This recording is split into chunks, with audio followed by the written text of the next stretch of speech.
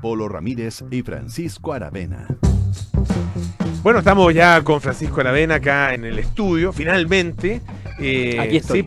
Sí, pues hace rato que no nos juntábamos, Pancho, pero estamos ahí con un problema. Ah, no, lo tenemos. Estamos ya, bien. muy bien. Ya. Justo. Hay equipo. Excelente. Hay equipo, sí. En todas las líneas. Estamos ahí con un tema de comunicación, pero ya está solucionado. Así que, por favor, presenta a nuestro entrevistado. Presento a nuestro entrevistado, que es investigador principal del Laboratorio de Neuroinmunología de la Fundación Ciencia y Vida. Además, es académico de la Universidad San Sebastián, Rodrigo Pacheco, quien dirigió una investigación muy interesante porque es primera vez que se describen la presencia de un receptor molecular que está o estaría involucrado en el origen y particularmente en los procesos inflamatorios de dos de las enfermedades intestinales de mayor prevalencia, que son el síndrome de Crohn y la colitis ulcerosa. Esta última enfermedad, dicen que no hay registro en Chile de incidencia de esta enfermedad, pero la primera del síndrome de Crohn, por supuesto que sí los hay. Este es un hallazgo además que permite, como te decía, explicar la inflamación que es característica de ambas patologías, y lo que es muy interesante nos lleva a entender mecanismos de interacción entre el sistema inmune y el que se ha llamado el sistema nervioso periférico, es decir, el que no está aquí en el comando central, ¿cierto? Y de hecho, que algo que es súper interesante, que hay una creciente evidencia internacional que vincula el desarrollo de enfermedades inflamatorias intestinales y, por ejemplo, el Parkinson. O sea, la consecuencia que puede tener un descubrimiento y trabajos como el que hace Rodrigo Pacheco es tremenda. Rodrigo, ¿cómo estás? Muy buenas tardes. Hola, Francisco. Hola, Polo. ¿Cómo están? ¿Qué tal? ¿Cómo está? Bienvenido. Rodrigo, muchas gracias por invitarme. Quería partir como por dibujar un poco la cancha de esta investigación, o por lo menos lo que más le llama la atención a uno como simple mortal, que es cuánto sabemos de este vínculo entre el sistema inmune y el sistema nervioso periférico, y cómo se relaciona esto con enfermedades como el Parkinson. Ya, bueno, mira, con respecto a lo primero, el sistema nervioso periférico ya es un sistema nervioso que inerva varios órganos, entre ellos el intestino, ¿ya? En el caso del intestino se llama sistema nervioso entérico.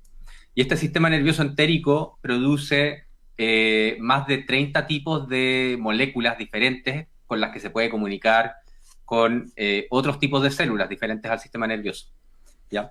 Y entre estas moléculas está la dopamina, que es un neurotransmisor que estudiamos en el laboratorio hace varios años, y para el cual el sistema inmune, ya las células del sistema inmune tienen receptores para sensar la dopamina y entonces responden con cambios funcionales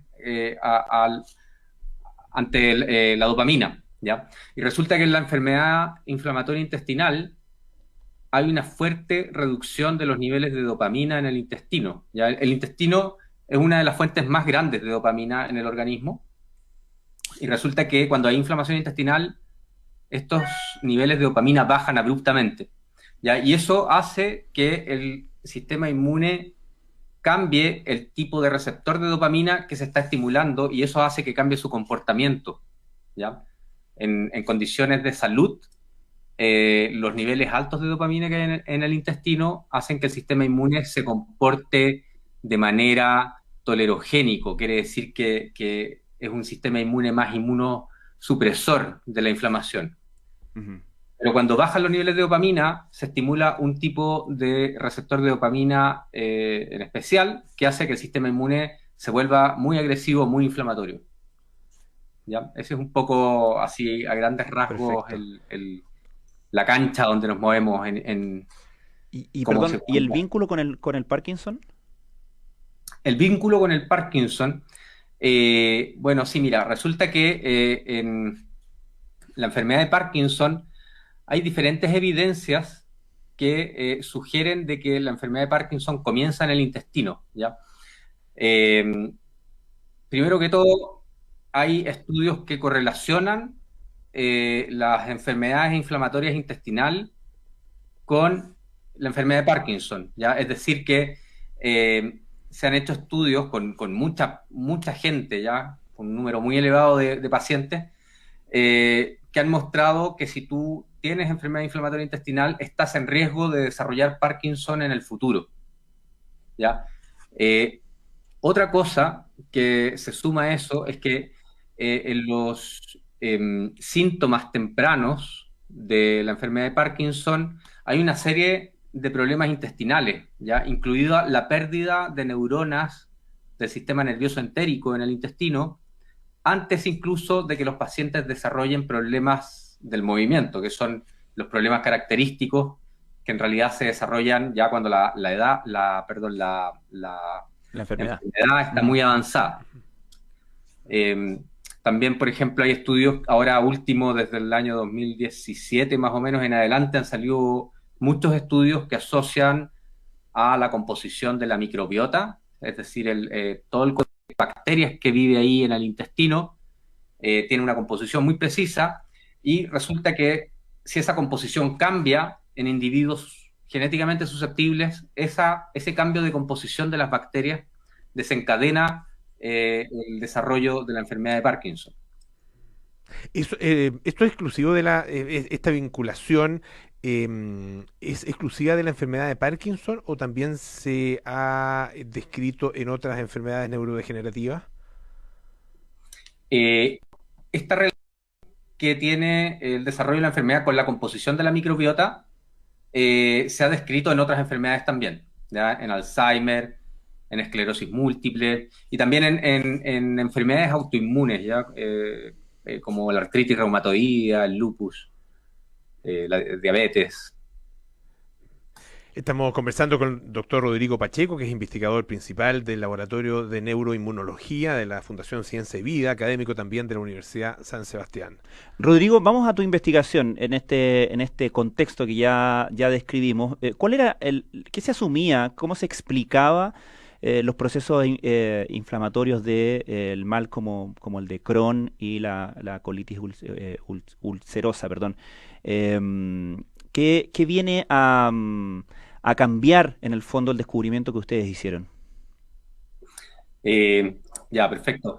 Bueno, mira, resulta que desde hace varios años se había establecido de que la llegada de los linfocitos, ya que son las células del sistema inmune que orquestan la inflamación, estaba guiada por un receptor muy puntual para que llegaran estas células hacia el intestino, hacia la mucosa intestinal, ¿ya? A todo esto, se me olvidó decirles que se sabe de que tanto la enfermedad de Crohn como la colitis ulcerosa son enfermedades mediadas por los linfocitos T, ¿ya? O sea, son las células claves que si llegan ahí son las que orquestan la inflamación crónica.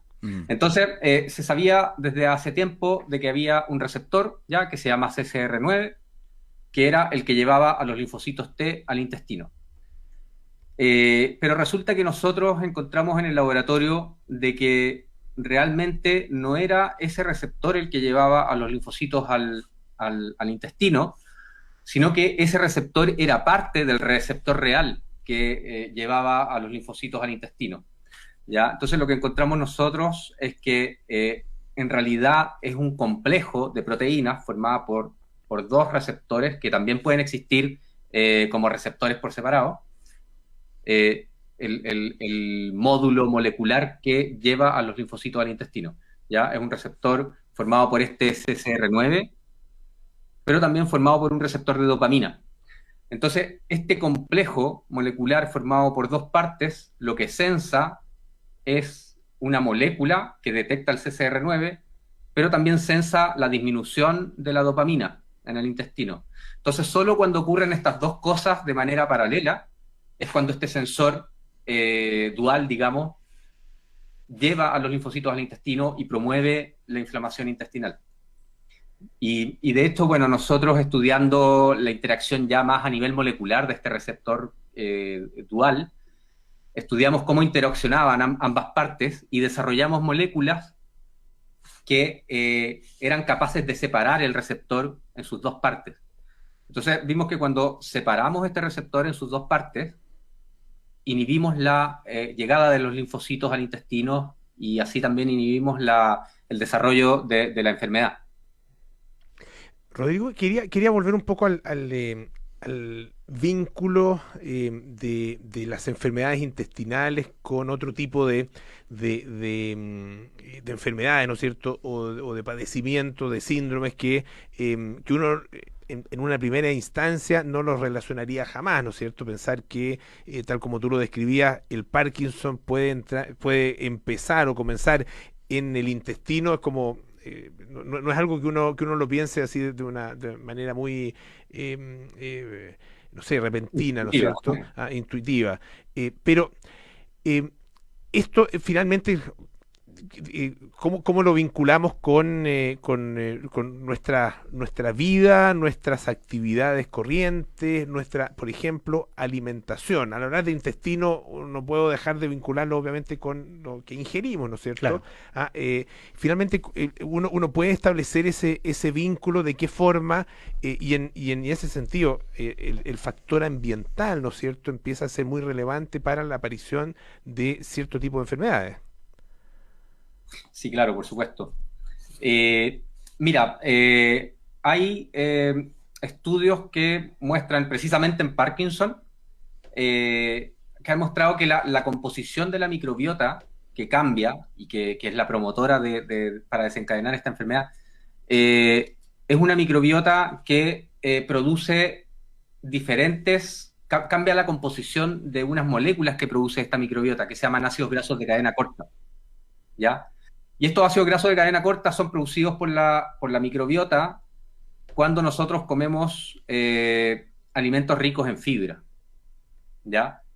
Entonces, cuando cambia esta composición de ácidos grasos de cadena corta es cuando se induce al sistema inmune que se comporte de manera diferente y entonces se desencadena una respuesta contra las neuronas del cerebro, que es lo que termina desarrollando la enfermedad de Parkinson. Entonces, como consejo, por ejemplo, un consejo práctico sería aumentar ya los alimentos que son ricos en fibra para promover una composición sana de ácidos grasos de cadena corta y así mantener al sistema inmune del intestino con un comportamiento antiinflamatorio, digamos. ¿Ya? Otros factores también se ha visto que afectan la permeabilidad del intestino y favorecen la inflamación, ya como por ejemplo fumar. Bueno, sí, esas Claro. dos Ujú. recomendaciones yo creo que son las principales. Rodrigo, naturalmente la investigación de la que estamos hablando es principalmente ciencia básica, es inevitable para nosotros desde los medios, obviamente, y en parte para entenderlo y en parte para facilitar la comprensión, llevarlo, ¿no?, a las implicancias terapéuticas y también diagnósticas de este tipo de investigaciones. ¿Qué crees tú o cómo se puede optimizar en ese sentido esas dos áreas con esta línea investigativa? Bueno, sí, mira, con respecto a las enfermedades inflamatorias intestinales y este nuevo receptor que encontramos en el laboratorio, eh, nosotros, de hecho, bueno, en modelo animal vimos que la disrupción del receptor promovía la mejora de la enfermedad en los ratones, pero también fuimos a analizar la presencia de este complejo molecular que forma el receptor en tejido intestinal de humanos, ¿ya? De donantes sanos que dan una biopsia porque le están analizando el intestino por otras razones, Ujú. no por la enfermedad en sí. Y también analizamos el intestino de pacientes con enfermedad inflamatoria intestinal, con colitis ulcerosa o enfermedad de Crohn.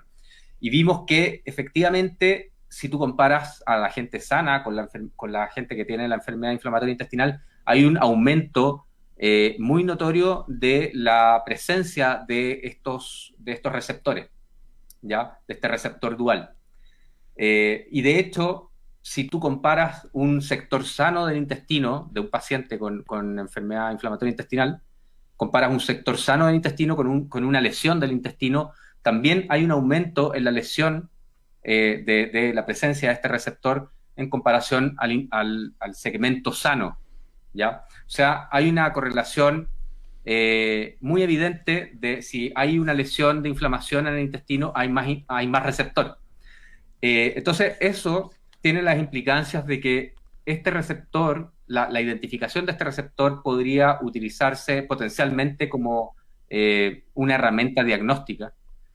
Y por otra parte, la evidencia de que la separación del receptor inhibe la llegada de los linfocitos T y la enfermedad también tiene ahí un impacto potencial como terapia.